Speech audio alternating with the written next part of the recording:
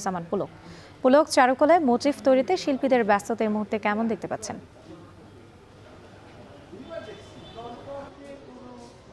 রাত্রি সকাল থেকে আমরা এখানে এসেছি এবং দেখেছি চারুকলার যে প্রাঙ্গণটি এটি কিন্তু পুরোপুরি একদম যারা শিল্পীরা রয়েছেন সে সব পুরোপুরি মিলেমিশে একাকার। তারা কিন্তু এখন একটা ব্যস্ত সময় কাটাচ্ছেন।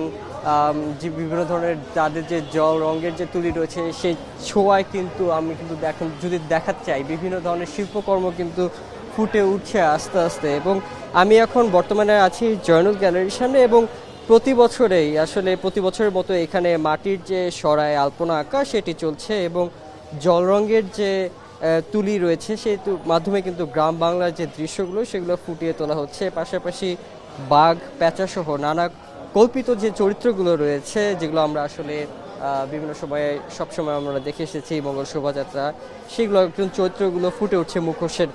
আর এছাড়া অনুষদের বাইরেও আসলে আমরা দেয়ালগুলোতে দেখেছি রং তুলি আঁচড়ে ফুটে উঠছে দেশের যে বিভিন্ন সংস্কৃতির যে চিত্রগুলো রয়েছে সেগুলো এবং নিজেদের তৈরি এসব শিল্পকর্ম এবং দর্শনার্থীদের কাছে বিক্রি করে এবং এই যে বিক্রি করে আসলে এই তহবিল এখন থেকে কিন্তু সংগ্রহ করছে শিক্ষার্থীরা। এবং এবারের যে বর্ষবরণের উপলক্ষে যে আয়োজনের প্রতিপাদ্য সেটি হচ্ছে নববর্ষের ঐক্যতান গণতন্ত্রের পুনরুত্থান।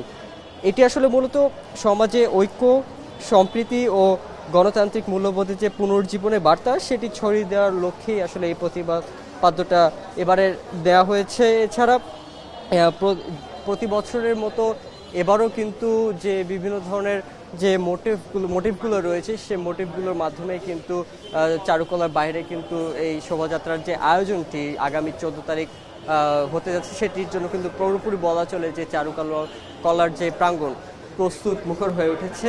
তো এই ছিল মোটামুটি রাত্রি আমার কাছে যে চারুকলা অনুষদ সেটি থেকে সর্বশেষ। পয়লা বৈশাখ